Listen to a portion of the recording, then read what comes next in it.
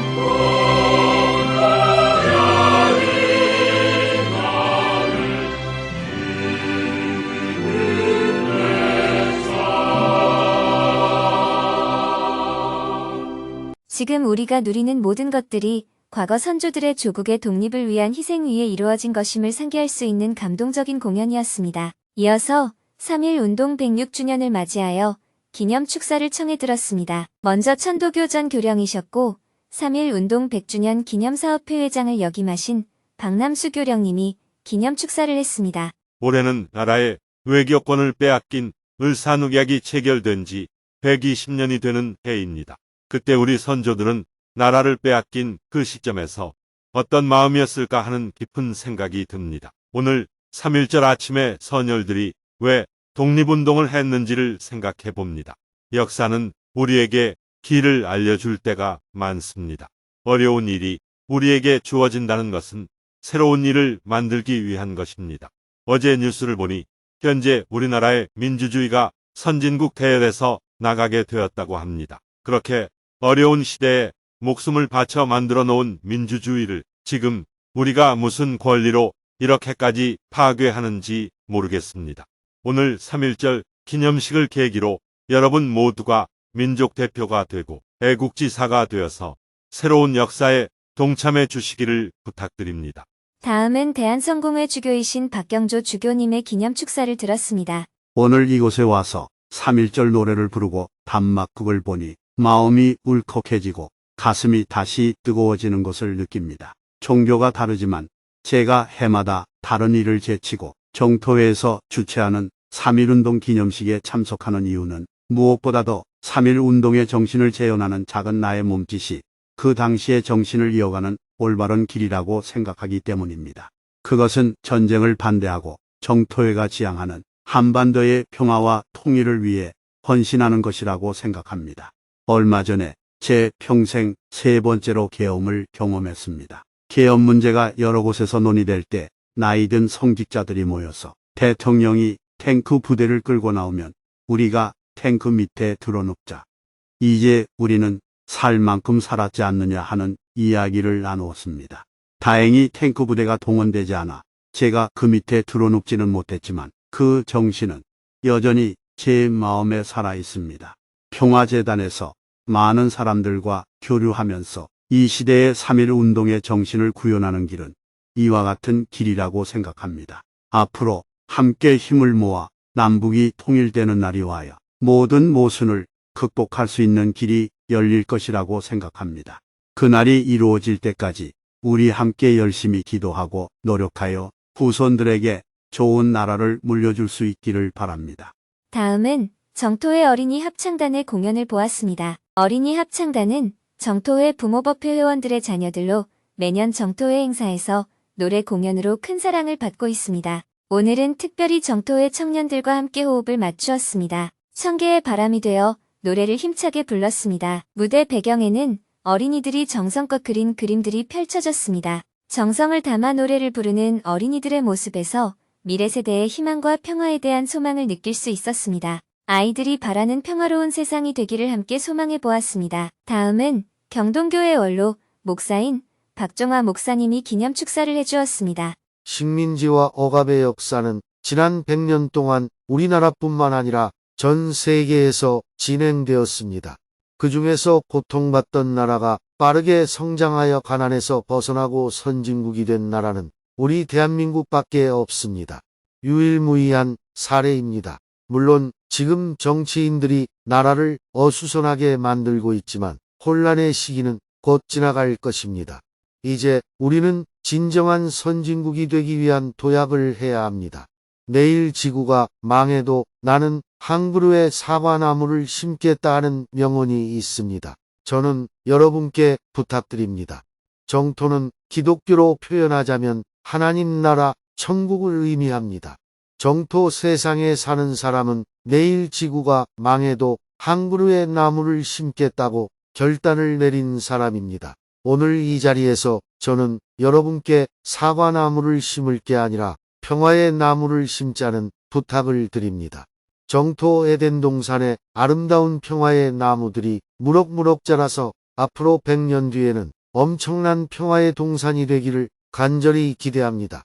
마지막으로 원불교 교무이신 김대선 교무님이 기념 축사를 해주었습니다. 원불교는 종교적 연대를 넘어 인류의 공동 선임 평화를 지향하고 있습니다. 그러나 지금 우리 사회의 정치 지도자들은 분열과 갈등을 조장하고 있습니다. 특히 지난 12월 3일 비상계엄으로 인해 국가의 신인도가 추락하고 갈등이 고조되어 국민 모두가 고통받는 사회가 되었습니다. 이런 망국적 행위는 결코 국익에 도움이 되지 않습니다. 제가 오늘 아침 뉴스를 보니 국민들이 태극기를 개항하는 일이 많이 줄어들었다고 합니다. 태극기가 보수 세력의 상징이 되어버렸기 때문입니다. 그만큼 갈등이 점점 커져가고 있다는 것을 느낄 수 있었습니다. 하루빨리 갈등과 분열을 넘어 상생과 화합의 국민 대통합을 기원합니다. 3.1 독립운동을 이끌었던 선열들의 정신을 바탕으로 위대한 대한민국이 되기를 간절히 바랍니다. 다음은 용성조사님이 직접 작사하신 온결의의 노래를 힘차게 불렀습니다. 결의의 힘찬 기운이 강연장을 가득 채웠습니다. 이어서 참석한 대중 모두가 스님에게 삼배의 예로 3.1절 기념법문을 청했습니다. 스님은 갈수록 심해지는 대립과 갈등을 극복하기 위해서는 우리 모두가 3.1 운동 정신을 가슴에 새겨야 한다고 강조했습니다. 오늘은 우리나라가 자주독립국임을 선언한 3.1 독립운동 106주년이 되는 날입니다. 3.1 운동이 없었다면 오늘날 대한민국은 무엇으로 민족적 자존심을 삼을 수 있겠습니까? 연합국에 의해서 일본 제국주의가 패망했고 미국과 소련에 의해 민족이 분단되었으며 그들의 영향 아래 양쪽에 각각의 정부가 들어섰습니다. 그런데 우리는 그 암울한 시대 속에서도 온갖 어려움을 무릅쓰고 자주독립국을 선언했으며 국민이 주인이 되는 나라인 대한민국 임시정부를 수립했습니다. 그리고 분단의 고통과 전쟁의 폐허를 딛고 오늘의 대한민국을 만들었습니다. 그 결과 오늘날 대한민국 국민으로서 떳떳한 자존감을 가질 수 있게 되었습니다. 5,000년 역사의 찬란한 문명을 이룩해온 한민족. 해방 이후 미군정을 거치며 여러 우여곡절이 있었지만 자주독립국의 형태를 갖추는 것은 상대적으로 순조롭게 진행되었습니다. 하지만 백성이 주인이 되는 나라를 건설하는 것은 결코 한 번에 이루어질 수가 없었습니다. 4.19 혁명, 5.18 광주항쟁, 6월 항쟁, 촛불항쟁 등 수많은 어려움을 극복한 끝에 오늘날의 대한민국에 이르게 됐습니다. 오늘날 우리나라가 경제적으로 선진국 대열에 들어선 것도 단순히 외자를 유치하고 외국 기술을 도입했기 때문만이 아닙니다. 이미 우리는 신라시대의 불국사와 석굴암, 고려시대의 팔만대장경과 금속활자, 조선시대 한글과 거북선 등 찬란한 문명과 독창적인 기술을 발전시켜왔습니다. 이렇듯 오랜 역사 속에서 축적된 기술력과 창의성이 있었기에 우리는 새로운 기술을 빨리 습득할 수 있었고 단순한 모방을 넘어 신기술 개발로 나아갈 수 있었습니다. 이는 5,000년 역사와 찬란한 문명이 있었기에 가능했던 일입니다. 앞서 목사님께서 우리나라가 식민지 지배를 받았던 국가 중 유일하게 선진국 대열에 들었다고 말씀하셨습니다. 이는 곧 우리나라는 처음부터 식민지 지배를 받지 말았어야 할 나라였음을 의미하기도 합니다. 그러나 당시 우리나라는 내부적으로도 많은 문제가 있었습니다. 일제의 포갑뿐만 아니라 당시 지배 세력이었던 왕과 사대부들이 백성을 돌보기보다 착취하는 데만 몰두하며 나라를 이끌어갈 역할을 제대로 갖추지 못했습니다. 그 결과 국력은 약해졌고 결국 나라를 빼앗기고 말았습니다. 많은 저항이 있었지만 대규모 저항으로 확산되지는 못했습니다. 이는 지배층의 악행이 백성들의 저항 의지를 꺾었기 때문입니다. 하지만 나라를 빼앗긴 을사늑약 이후 15년이 흐르면서 외세의 억압이 더욱 심해지자 국민들은 더욱 큰 고통을 겪게 되었습니다. 그 결과 강제 병합이 이루어진 지 10년 만에 3.1 운동이라는 거사를 일으킬 수 있었습니다. 오늘날 대한민국은 세계적으로 자랑스러워할 만큼 경제성장, 민주주의, 한류 등 많은 성과를 이뤄냈습니다. 하지만 100년이 지난 지금도 선조들이 이루고자 했던 염원 중 여전히 이루지 못한 과제가 남아 있습니다. 빼앗긴 나라는 되찾았지만 외세에 의해 강요된 분단은 아직도 극복하지 못한 채 남아 있습니다. 올해는 광복 80년이기도 하지만 분단 80년이 되는 해이기도 합니다. 전쟁이 끝난 지 72년이 지났는데 한반도는 아직도 전쟁 상태를 종식하지 못하고 정전 상태에 있습니다. 이것이야말로 우리에게 가장 큰 불안 요인입니다. 대한민국이 선진국 중에서 유일하게 언제든지 전쟁이 일어날 가능성이 높은 코리아 리스크를 안고 있습니다. 아직도 한반도는 남북이 서로를 제거해야 할 대상으로 여기고 무기를 겨냥하고 있는 지구상의 유일한 분단 국가입니다. 전쟁 상태를 종식하고 평화를 정착시키는 것이 가장 시급한 과제입니다. 이 불안 요인을 해결하지 않는 한 대한민국의 안정과 성장이 미래에도 지속적으로 위협받을 것입니다. 극단적인 적대와 분열 속에 놓여 있는 대한민국. 그런데 문제는 남북 관계만 적대적이 아니라는 것입니다. 남북 간 갈등은 남한 내부에서도 정치적 대립의 원인이 되어서 두 정파가 나뉘어 끊임없는 갈등을 이어가고 있습니다. 그 결과 오늘날 대한민국은 거의 내전 상태라고 할 만큼 극단적인 적대와 분열 속에 놓여 있습니다. 이제 우리 앞에 놓인 가장 중요한 과제는 한반도의 분단을 극복하는 것입니다. 이를 위해서는 전쟁을 종식하고 평화를 정착시키는 것이 선결 과제이며 나아가서는 분단을 극복하는 것이야말로 선조들도 해결 못한 마지막 민족적 과제를 우리가 해결하는 것이라 할 수 있습니다. 한류의 문화적 영향력이 커지고 있지만 우리 민족이 세계사와 인류 발전에 본격적으로 기여했다고 보기는 아직 어렵습니다. 그러나 지금 우리는 그럴 수 있는 토대를 갖추고 있습니다. 이제 힘을 모아 협력한다면 이를 바탕으로 인류의 평화와 공영을 위해 실질적인 기여를 이뤄낼 수 있을 것입니다. 우리는 그 방향으로 나아가야 하며 이를 실현하기 위한 원을 세워야 합니다. 오늘 우리는 3.1 운동 106주년을 맞아 그동안의 성과를 돌아보고 자존감을 가질 필요가 있습니다. 그러나 동시에 아직 미진한 부분이 무엇인지도 성찰하고 이를 완성해야 합니다. 그럴 때 우리는 더욱 자랑스러운 대한민국을 만들 수 있고 후손들도 긍지를 갖고 살아갈 수 있을 것입니다. 물론 현재의 정세는 절대 녹록지 않습니다. 그러나 우리는 과거에도 수많은 어려움을 극복하며 성장해 왔습니다. 지금 직면한 남북 관계와 국내 갈등도 지혜롭게 풀어간다면 충분히 극복할 수 있을 것입니다. 대립과 갈등의 시대. 3.1 운동 정신이 더욱 필요한 이유. 지금 세계 정세를 살펴보면 두 가지 큰 변수가 있습니다. 하나는 전 인류가 대응해야 할 기후위기이며 다른 하나는 미중 패권 경쟁입니다. 이런 상황에서 우리 혼자만의 힘으로 모든 위기를 극복하기는 어렵습니다. 그래서 과거에 우리를 억압했던 일본과도 과거사를 뛰어넘어 현실적으로 협력하는 것 또한 필요합니다. 일본과도 협력을 해야 하는데 같은 민족인 북한과의 협력을 무조건 배제하는 것은 속 좁은 사고방식이에요. 그런데 하물며 같은 대한민국 안에서 서로 다른 이념과 사상을 왜 포용하지 못하겠습니까? 이는 북한과의 협력을 배제하는 것보다 더 편협한 태도라 할 수 있습니다. 우리 대한민국은 자유민주주의를 기반으로 한 국가입니다. 개인의 사상, 이념, 믿음의 자유가 보장된 나라예요. 그래서 서로의 다름을 인정해야 합니다. 특정한 가치가 옳다고 해서 이를 무조건 따르라고 강요하는 것은 민주주의 정신에 어긋납니다. 민주주의란 다양한 믿음과 생각, 이해관계를 존중하고 대화와 타협을 통해 조율해 나가는 것입니다. 무조건 자기만 옳고 상대는 그르다고 여기는 태도는 분열을 지속시킬 뿐입니다. 어떤 사람은 북한이나 일본과도 협력을 해야 한다고 주장할 수도 있고 관대할 수도 있습니다. 그러나 특정 주장이 옳다고 고집해서는 안 됩니다. 다양한 의견을 존중하며 이 문제를 어떻게 조율하는 것이 우리에게 이득이 될지를 고민해야 합니다. 또한 이러한 조율 과정이 우리 선조들이 3.1 운동을 일으켰던 큰 뜻에 부합하는 것입니다. 100년 전 민족 독립이라는 큰 대의를 위해 협력한 종교인들. 3.1 운동 당시에도 종교마다 다른 입장이 있었습니다. 그런데도 각 종교는 당면한 과제들을 뒤로 미루고 동학혁명 정신을 계승한 천도교를 중심으로 민족 독립이라는 큰 대의를 위해 협력했습니다. 바로 그 연대 덕분에 3.1 독립운동이 진정한 민족운동으로 발전할 수 있었습니다. 오늘날 우리가 직면한 한계를 극복하려면 보다 포용적인 자세가 필요합니다. 친미냐 반미냐, 친일이냐 반일이냐, 친북이냐 반북이냐 하는 대립과 갈등이 심해질수록 서로의 다름을 인정하고 대화로 문제를 풀어가려고 하는 태도가 중요합니다.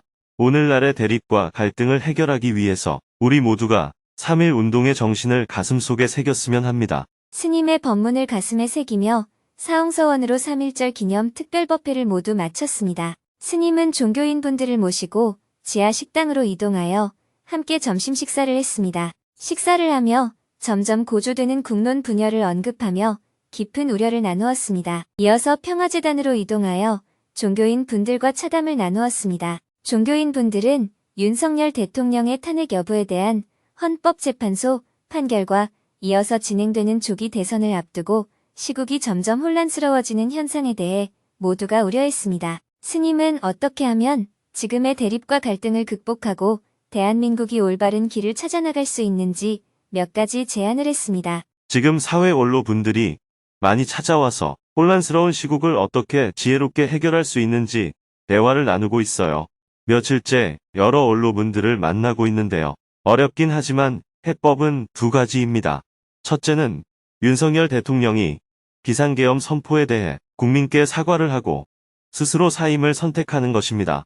그러면 헌법재판소에서 탄핵이 인용되느냐, 기각되느냐 하는 논란으로 인해 빚어지는 사회적 혼란을 일부 잠재울 수가 있으리라 봅니다. 둘째는 대통령의 권한을 분산시키는 헌법 개정을 하는 겁니다. 지난 38여 년간 8명의 대통령이 불행을 겪은 이유는 개인의 자질 부족보다는 대통령의 권한이 너무 비대한 것에 원인이 있습니다. 다시는 이런 불행을 되풀이하지 않으려면 대통령 권한의 일부를 내각에 분산해야 합니다. 예를 들면 대통령은 외치를 중심으로 책임을 지고 국회에서 여야가 합의해서 총리를 선출하여 내각을 구성하도록 하고 내치는 총리와 장관들이 책임지도록 하는 거죠. 나머지 헌법 개정은 대선 이후에 해도 되니까요. 양쪽이 이런 결단을 내려주면 사회 혼란이 많이 가라앉지 않겠나 싶습니다. 종교인분들도 각자 자신의 생각을 자유롭게 이야기했습니다. 활발한 토론이 오갔습니다. 대통령의 권한을 분산시키는 헌법 개정과 관련해서는 종교인 모임도 모두 사회 원로들과 뜻을 같이 하기로 했습니다. 그러나 윤석열 대통령이 스스로 하야를 선택하면 좋겠다는 의견에 대해서는 첫째, 본인이 그런 의향이 없어 보이고 둘째, 이미 헌법재판소의 심의가 종결되었기 때문에 결과를 지켜보자는 의견들이 나오기도 했습니다. 이후에 스님이 사회 원로 분들과 모임을 더 가져본 후 다시 회의를 하기로 하고 모임을 마쳤습니다. 기념 축사를 해준 종교인 분들에게 감사의 마음을 전한 후 스님은 통일의병대회에 참석하기 위해 정토회관 방송실로 향했습니다. 점심 식사를 한 후 오후 2시부터 제17차 통일의병대회에 온라인으로 참석했습니다. 통일의병 입문 과정을 마친 예비 통일의병 150여 명이 화상회의 방에 입장하고 선배 통일의병들이 유튜브로 접속한 가운데 수행문을 함께 낭독하며 통일의병대회를 시작했습니다. 대중이 삼배의 예로 법문을 청하자 스님은 통일의병을 만든 취지가 무엇인지 이야기한 후 신라가 삼국통일을 이룬 교훈에서 오늘날 우리는 어떤 교훈을 얻을 수 있는지 이야기하며 대화를 시작했습니다. 예비 통일의병들은 전법 활동과 교육을 수료하고 통일의병이 되기 위해 우리 민족의 역사에 대해 5번에 걸쳐 학습을 진행했습니다. 학습 과정에서 궁금했던 점에 대해 5명이 손들기 버튼을 누르고 스님과 대화를 나누었습니다. 그중 한 명은 12.3 비상계엄 사태 이후 전개되고 있는 상황을 보며 분노를 느끼게 된다며 과연 분노 없이 사회를 올바르게 바꾸는 행동을 할 수 있는지 스님에게 조언을 구했습니다. 대통령의 비상계엄 사태 이후 계속 분노를 느낍니다. 저는 어떤 일을 할 때의 원동력이 두려움이나 분노에서 비롯되는 경우가 많습니다. 예를 들어 시험이 임박하면 나쁜 점수를 받을 것에 대한 두려움으로 공부하고 인사평가나 계약을 앞두고 두려움을 동력 삼아 전력을 다하는 경우가 많습니다. 최근 대통령의 탄핵 찬반 상황에서도 정치의 성향이 다른 쪽에 대한 분노가 집회에 나가게 되는 원동력이 되고 있습니다. 하지만 이렇게 두려움과 분노를 동력 삼아 행동하면 일이 끝난 후 소진되어 지치는 경우가 많습니다. 반대로 상황이 여유롭고 편안하면 오히려 방일하게 되는 경우도 있습니다. 분노 없이 실천하고 행동하라는 스님의 말씀을 듣고 나니 강력한 원동력이 되는 부정적인 감정이 없다면 과연 어떤 힘을 바탕으로 행동해야 할지 고민이 됩니다. 분노나 두려움이 아닌 것을 원동력 삼아 지속적으로 행동할 방법이 있다면 알고 싶습니다. 어떤 힘을 원동력으로 삼아 활동하면 좋을까요? 수행자는 대자 대비를 원동력으로 삼습니다. 이는 연민과 사랑을 바탕으로 행동하라는 뜻입니다. 관세음 보살님의 연기를 보면 무인도에 고립되어 굶어 죽어가는 상황에서 아무리 어머니와 아버지를 불러도 대답이 없었습니다. 우리 같으면 원망과 절망 속에서 죽음을 맞이하기 쉬운 상황이지요. 그런데 관세음 보살님은 이렇게 생각하셨습니다. 이 세상 어딘가에는 나처럼 도움을 청하며 부르짖고 있지만 아무 응답도 없고 도움도 받지 못한 채 아픔 속에서 죽어가는 사람이 많을 것이다. 내가 만약 다시 태어난다면 누군가가 오늘 나처럼 고통 속에서 구원을 요청할 때 나는 반드시 응답하리라. 누가 어디서 어떤 때에 나를 불러도 나는 그것을 다 보고 다 듣고 다 구제하리라. 이처럼 관세음 보살님에게 원동력이 된 감정은 한이 아니라 연민과 사랑이었습니다. 지금 대한민국 국민들은 대통령의 비상계엄 이후 상황을 보면서 많은 분노를 느끼고 있습니다. 그래서 분노를 동력으로 삼아 대통령 탄핵을 찬성하는 행동을 합니다. 반면 탄핵을 반대하는 입장에서는 비상계엄을 선포하게 된 원인을 야당에서 찾으면서 야당이 의회에서 계속 반대하는 입장을 취했기 때문에 대통령이 비상계엄을 선포할 수밖에 없었다라고 주장합니다. 여당은 야당에 대해 분노하며 재판받고 있는 사람이 차기 대통령이 되는 것은 절대 안 된다라고 주장합니다. 이처럼 각자의 분노가 서로 충돌하고 있고 상대의 주장에 반대하는 사람들이 길거리로 나와 시위를 벌이는 것이 현재 상황입니다. 물론 분노는 우리가 행동하는데 강한 원동력이 될 수 있습니다. 그러나 분노는 순간적으로 큰 힘을 모아주지만 지속하기가 어렵고 때에 따라 폭력적으로 변질되기 쉽습니다. 분노에 기대어 복수에 성공하고 판을 풀게 되더라도 그 에너지는 수명이 짧습니다. 시간이 지나면 분노가 사그라지면서 동력도 자연스럽게 약해지기 때문입니다. 반면 복수에 실패하면 행동을 지속하기 어려워지고 결국 스스로 지쳐버리게 됩니다. 이러한 과정에서 쉽게 포기하게 되고 그로 인한 깊은 패배감을 느끼게 됩니다. 대통령이 비상계엄을 선포했다고 해서 무작정 나쁘다고만 볼 것이 아니라 다른 관점에서도 생각해 볼 수 있습니다. 참 불쌍하다. 어떻게 저렇게 어리석어서 스스로를 해치고 주변까지 해치는 행동을 할까? 저 사람을 깨우쳐서 스스로 대통령 자리에서 내려오도록 해야 죄를 덜 짓지 않을까? 그래야 그의 인생이 조금이라도 덜 망가지도록 하는 게 아닐까? 이렇게 무조건 나쁜 사람이라고 분노하기보다는 어리석고 불쌍한 사람이라는 시선으로 접근할 수도 있다는 겁니다. 많은 사람이 탄핵 인용이 거의 확실하다고 보고 있지만 대통령 본인은 여전히 탄핵이 기각될 것이라고 믿고 있는 것 같잖아요. 이 상태에서 탄핵이 인용되는 결정이 나면 대통령과 여당이 헌법재판소를 비난하며 탄핵 인용을 인정하지 않는 태도를 보일 겁니다. 그러면 또다시 많은 혼란이 일어날 겁니다. 그러니 한 나라의 대통령이라면 국론 분열을 완화할 수 있는 방법을 찾아야 합니다. 스스로 사임하는 것이 그 방법의 하나가 될 수 있습니다. 사임 후에는 누구든지 법 앞에 평등함으로 형사재판을 받으면 됩니다. 나중에 특별사면 대상이 될 때도 대통령 스스로 사임했다는 점이 참작되어 국민의 저항이 조금이라도 줄어들 것입니다. 어차피 물러나게 된다면 국가와 본인에게 피해를 덜 주는 방법을 찾아야 합니다. 혹시 탄핵이 기각될 수도 있다는 요행을 바랐다가 더 큰 피해를 볼 수도 있습니다. 그보다는 스스로 물러나 국가와 국민의 혼란을 줄이고 본인도 피해를 최소화하는 것이 현명한 선택이라는 겁니다. 모두가 덜 혼란스러울 수 있는 방법을 찾아야 합니다. 반드시 분노가 일어나야 행동할 수 있는 동력이 생기는 것은 아닙니다. 오히려 그들을 불쌍히 여기고 연민과 사랑의 마음으로 접근하면 분노 없이도 지속적으로 행동할 수 있습니다. 그렇게 하면 감정적으로 지치지 않고 끝까지 나아가는 것이 훨씬 쉬워집니다. 자비심은 부처님이 강조하셨던 보살의 첫 번째 원력입니다. 대비는 보살의 10가지 원 중에서도 첫 번째에 나오는 겁니다.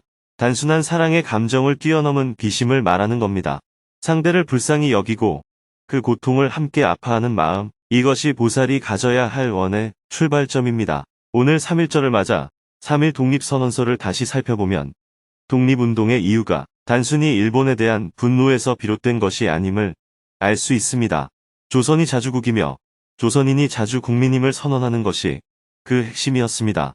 그것처럼 우리가 행동하는 이유 역시 반드시 분노일 필요가 없습니다. 네, 이해했습니다. 감사합니다. 계속해서 질문들이 이어졌습니다. 궁금함을 모두 해소한 후 통일의병 임명장 수여식을 진행했습니다. 먼저 신규 통일의병을 대표해서 한 분에게 스님이 임명장을 수여했습니다. 위 정포행자는 정포의 통일의병 입문 과정을 이수하고 한반도의 평화와 민족 통일의 주역으로서 통일운동에 적극 동참할 것을 결의하였기에 통일의병으로 임명합니다.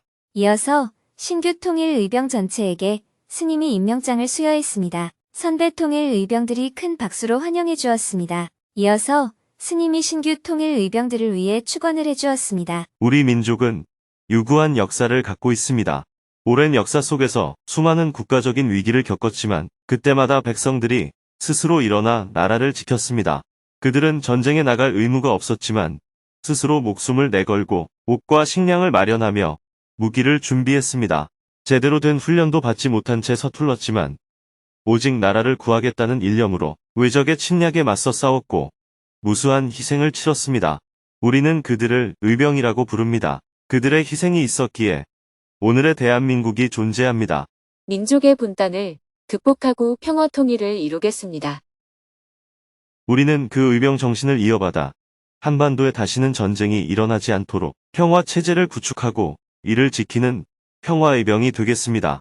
또한 분단 80년이 된 한반도를 다시 하나의 나라로 만들겠다는 염원을 품고 통일을 이루는 통일의병이 되겠습니다. 이런 마음을 내기는 참으로 어려운 일입니다. 그러나 오늘 이 자리에 모인 통일의병 158명은 큰 원을 세우고 이 자리에 참여했습니다. 불보살님들께서는 이들의 거룩한 염원을 헤아려 주십시오. 이들이 건강하여 자신의 삶뿐만 아니라 이웃의 삶과 나라의 미래를 위해 온전히 힘을 다하는 의병이 되게 하소서. 오늘은 3.1 운동 106주년이 되는 날입니다. 빼앗긴 나라를 되찾고 백성이 주인이 되는 새로운 나라를 세우고자 했던 그 염원을 이어받아 남은 과제인 민족의 분단을 극복하고 평화 통일을 이루어 나라와 민족이 웅비하는 대한민국을 만들겠습니다.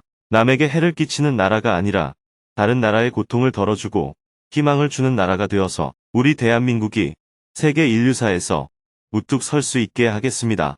다음은 통일의병 모두의 의지를 모아 통일의병 서약문을 함께 낭독했습니다. 하나, 우리는 한반도에 다시는 전쟁이 없는 평화체제를 구축한다. 둘, 우리는 미래 100년을 결정하는 통일시대를 연다. 셋, 우리는 주변국가 상생하는 동아시아 공동체를 지향한다. 마지막으로 발언문을 낭독하고 통일에 대한 마음을 모아 우리의 소원은 통일 노래를 힘차게 부르며 통일의병대회를 모두 마쳤습니다. 신규 통일의병들은 그룹별로 화상회의 방에 모여 마음 나누기를 이어나갔습니다. 해가 저물고 스님은 실내에서 원고 교정과 여러 가지 업무들을 본 후 하루 일과를 마무리하였습니다. 내일은 100일 법문 14일째 날입니다. 오전에는 정토사회문화회관에서 일요 명상 수련을 진행하고 오후에는 전법 행자대회에 온라인으로 참석하여 입제 법문과 회양 법문을 할 예정입니다.